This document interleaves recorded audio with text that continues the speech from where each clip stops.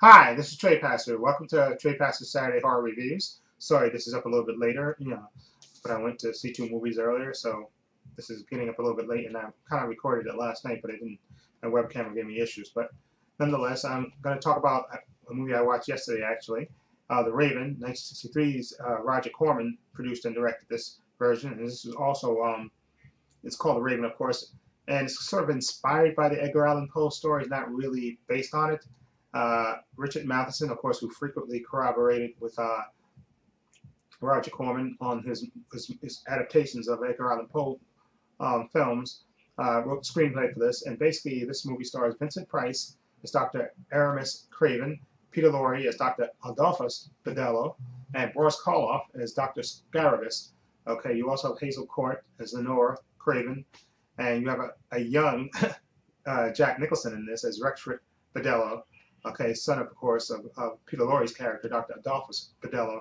Basically, this story is sort of it's technically a horror movie, but it's mostly kind of tongue-in-cheek in a way. And basically, it's the story of Dr. Craven, Vincent Price's character, who's like the son of a dead sorcerer who was really quite skilled at the profession. But Dr. Craven has sort of given it up. He's depressed because the passing of his wife more than 2 years ago, so he's in a kind of a depression. So he doesn't really practice magic anymore, and he lives with his daughter, Estelle. And one night, while at home, he gets a visit by a raven, actually a talking raven, and this raven basically tells him that, listen, I've been turned into a raven, and basically he makes Dr. Craven go down to his father's old lab and mix in this concoction that actually turns him mostly back into a human, and where he basically explains to Dr. Craven that he's a he just is who he is, and says he's a famous musician, but Dr. Scravis, Boris Karloff's character, has basically turned him into a raven and stolen his box of magic, and he needs his help to get it back.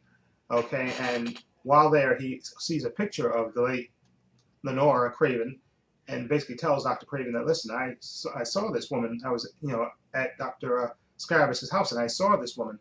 And he said, no, this is not possible. My wife is dead. She's passed on. But Dr. Bederlo insists that he saw his wife. So he convinces him that to go and confront Dr. Scaravis. Of course, his at this moment, Dr. Bederlo's son, played by Jack Nicholson, Rexford, comes by and basically fetch his father and tell him that his mother wants him to come home.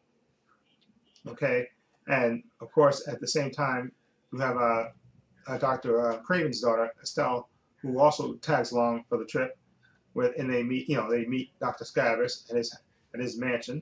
Okay, and of course at first he's benevolent, and he's basically saying that Dr. Bederlo doesn't know what he's talking about, and that he's just a kindly old man, and he basically tells Dr. Craven that he's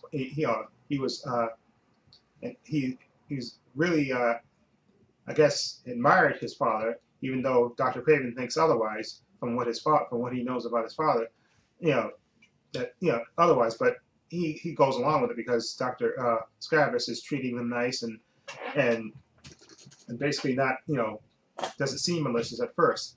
Okay, and I'm going to leave it at that because they're at this castle, and then let's just say weird things start to happen after that.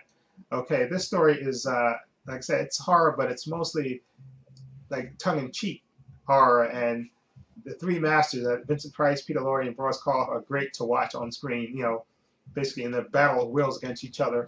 And it's funny, like I said, there's like a showdown, towards the end of the movie between two of the doctors, and I won't spoil that, say who, but it's enjoyable and lots of humor in this, and you can tell Peter Lorre, out of all the actors, I think he had the most fun. And I was if you watch the pre-interview before they show the main movie, Vincent Price is on there talking in an interview, talking about how Peter Lorre, while on the set, kept improvising, and of course that he got into improvising, but of course Boris Karloff, was kind of a straight actor, and they were causing him fits when he kept they kept ad-libbing their lines, but you could tell they had a lot of fun making this movie because it's, like I said, you have guys practicing magic against each other, battling, and then Peter Lorre is there for comic relief, always drinking wine, yelling at his son, and Vincent Price kind of is the straight man in this,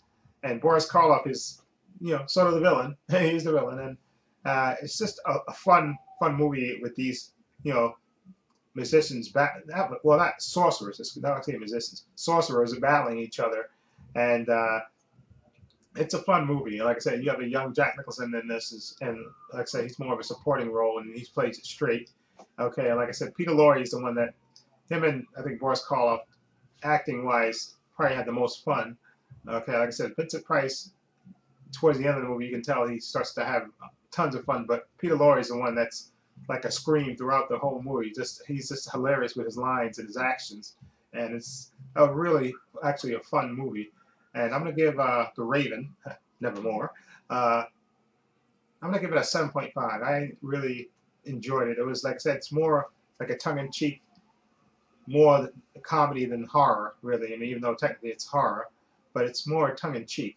Okay, and like I said, Peter Lorre is just having a ball with his part. You can just tell the way he just acts. He makes the movie for me. Okay.